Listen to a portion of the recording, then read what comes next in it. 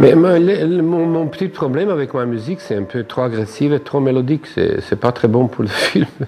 Il y a très peu de films qui supportent les compositeurs comme moi. J'aime bien faire les choses quand on sent que tout le monde autour de cette histoire, il a une petite illusion que dans le film, l'art, c'est possible.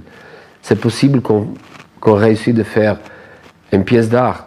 Travailler dans cette température, c'est joli. Si on est juste dans l'industrie, ben on va faire un boulot, un film, on vend les billets. Je me sens trop vieux pour ce genre de choses. J'aime bien quand il y a une température autour de... C'est comme autour d'une table, tu vois. On commence à rigoler, tu vois. Quelqu'un il raconte une blague, on commence à rigoler. Après... n'importe quoi quelqu'un dit, on rigole parce qu'il y a une température autour de table. C'est la même chose autour d'un film. Quand tu sens qu'il y a une température.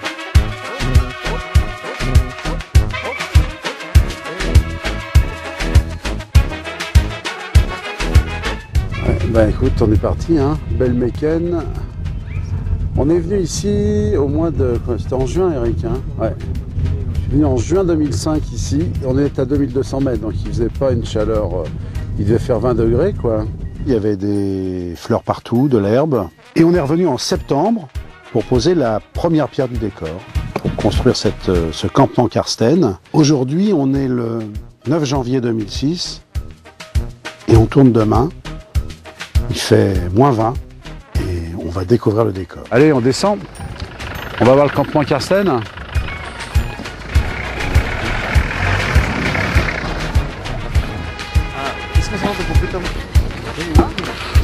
Polly, c'est un moment d'émotion, hein. Polly, la chef décoratrice qui a construit le campement Karsten et tous les décors du film.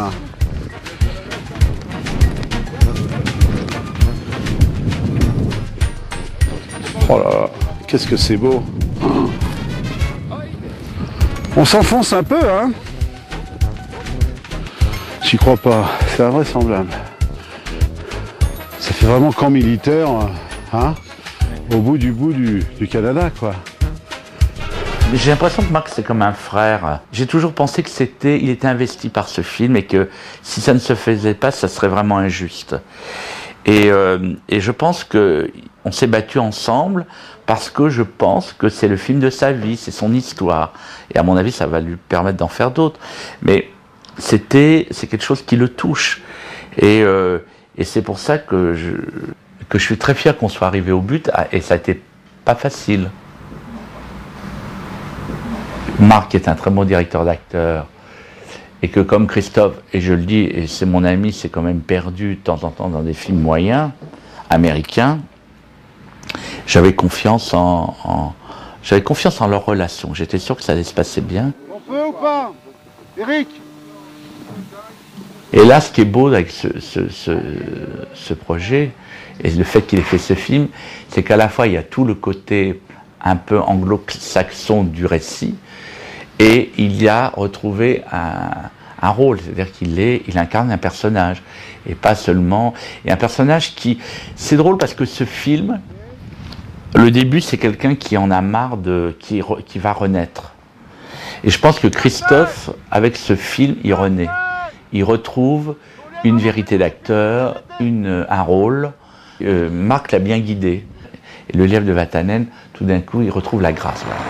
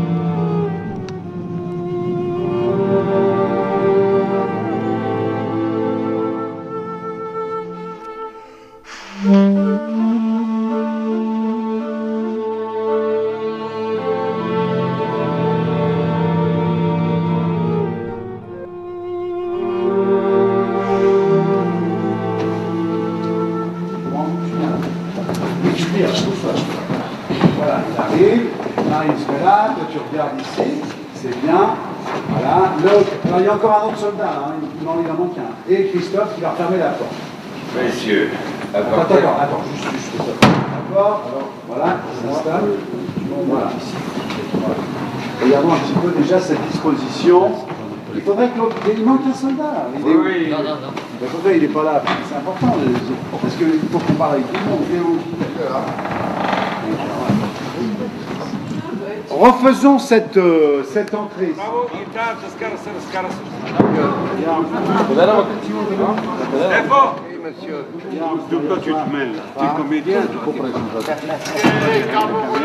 Bon, on y retourne.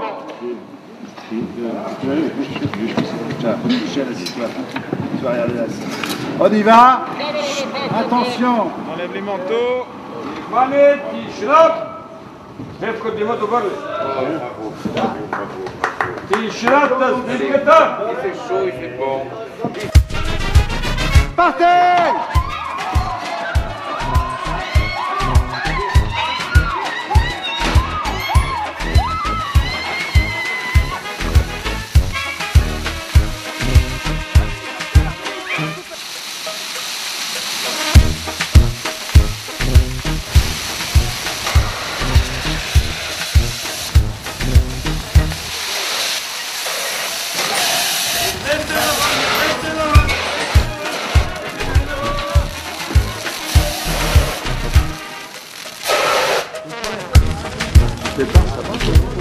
On va le regarder. Attention, ça brûle toujours, les gars. Hein. Quand même, non.